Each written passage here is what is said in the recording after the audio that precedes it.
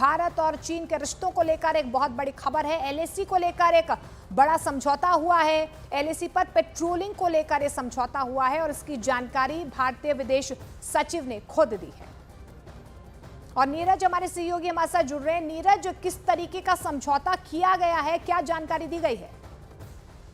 देखिए, साल 2020 के बाद बहुत सारे ऐसे इलाके थे जहां पेट्रोलिंग नहीं की जाती थी, डिसएंगेजमेंट नहीं हो रहा था। पेट्रोलिंग को लेकर बहुत सारे पॉइंट्स पे अग्रीमेंट तो पहले हो चुका था। 2 ऐसे पेट्रोलिंग पॉइंट थे जहां पेट्रोलिंग अभी भी भारत और चीन के बीच नहीं हो रही थी। तो थोड़ी देर पहले विदेश मंत्रालय में विदेश सचिव विक्रम मिस्री ने बड़ी जानकारी दी है कि भारत और चीन के बीच एलएसी पर पेट्रोलिंग के लिए सहमति बन गई है। 2 पॉइंट थे, 2 पॉइंट का हालांकि उन्होंने जिक्र नहीं किया था, लेकिन 2 जगहों पे गतिरोध बरकरार था। उन्होंने बैकग्राउंड भी दिया कि साल 2020 के बाद डब्ल्यूएमसीसी वो व्यवस्था है जिसके तहत राजनयिक तौर पे कह सकते हैं, कूटनीतिक तौर पे बातचीत होती है।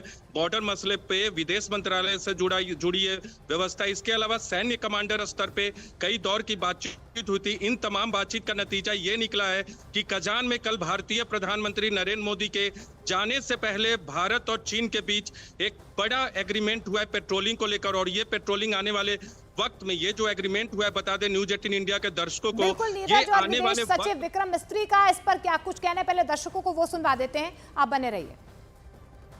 Over the last several weeks, Indian and Chinese diplomatic and military negotiators have been in close contact with each other in a variety of forums.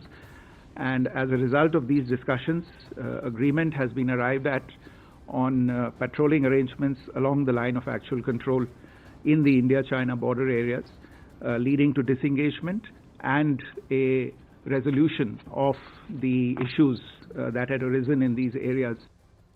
और नीरज, जिस तरीके की जानकारी दी गई है, क्योंकि हमने देखा है कि गलवान घाटी में जो कुछ हुआ था उसके बाद भारत और चीन के बीच गतिरोध लगातार बढ़ता हुआ नजर आया था और इस बीच सवाल भी खड़े हो रहे थे कि चीन जो है वो भारत की सीमा पर आ रहा है।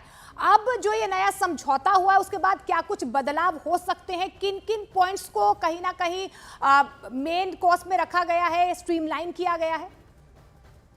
देखिए, अहम बात यह है कि जो पॉइंट्स है, 2 पॉइंट्स महत्वपूर्ण थे जहां दोनों देशों की सेनाएं पेट्रोलिंग नहीं करती थी, तो वहां के लिए पेट्रोलिंग का रास्ता इस एग्रीमेंट के बाद आसान हो गया। यानी भारत और चीन की सेनाएं वहां पेट्रोलिंग करेंगी। यार देखिए, पूरा डिटेल विदेश सचिव ने नहीं दिया है, लेकिन एक महत्वपूर्ण जानकारी दे दिया कि एग्रीमेंट हो गया। इस एग्रीमेंट का नतीजा ये होगा कि आने वाले वक्त में डिसएंगेजमेंट की जो प्रक्रिया, उस पर जो बातचीत है वो आसान होगी और ये डिसएंगेजमेंट पर जो फैसला है वो बड़े नेता लेंगे। दूसरी अहम बात बता दी कि कजान में जब यह सवाल पूछा गया कि क्या प्रधानमंत्री नरेंद्र मोदी और राष्ट्रपति शी जिनपिंग के बीच बातचीत होगी, तो इस बारे में विदेश सचिव का साफ साफ कहना था कि कई रिक्वेस्ट होते हैं, कई कार्यक्रम होते हैं, अंतिम वक्त पे, उचित वक्त पे आपको बताया जाएगा। तो अगर कजान में राष्ट्रपति शी जिनपिंग और प्रधानमंत्री नरेंद्र मोदी के बीच अगर कोई बातचीत होती है तो मान लीजिए कि इस एग्रीमेंट के बाद का वो नतीजा है, क्योंकि भारत का रुख साफ था कि जब तक चीन के साथ समस्या का समाधान नहीं होता, स्टैंड ऑफ खत्म नहीं होता, तब तक जो है कोई बातचीत नहीं होगी। और भारत ने व्यापार के